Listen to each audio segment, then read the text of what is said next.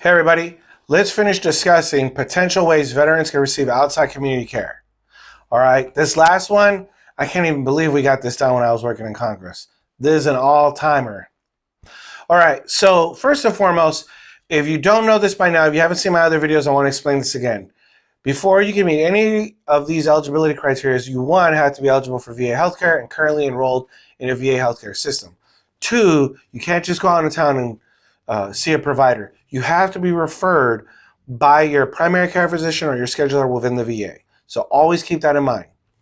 Now, let's discuss the rule or criteria of it's in the veteran's best medical interest. Yeah, when we did the Choice Act, we actually slipped this in there, and it was a really good rule that allows veterans to receive care, kind of a catch-all rule in order to get the best care for veterans whenever they need it.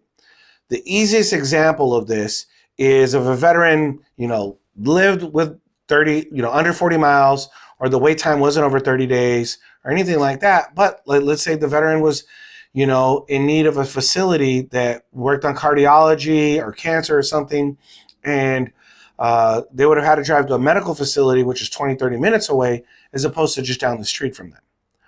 All right, so that's just one example. There's a million more, but essentially there is a catch-all rule when it comes to veterans potentially receiving outside community care, and that is if it's within their best medical interests. So always keep that in mind when you're trying to make an appointment with the VA.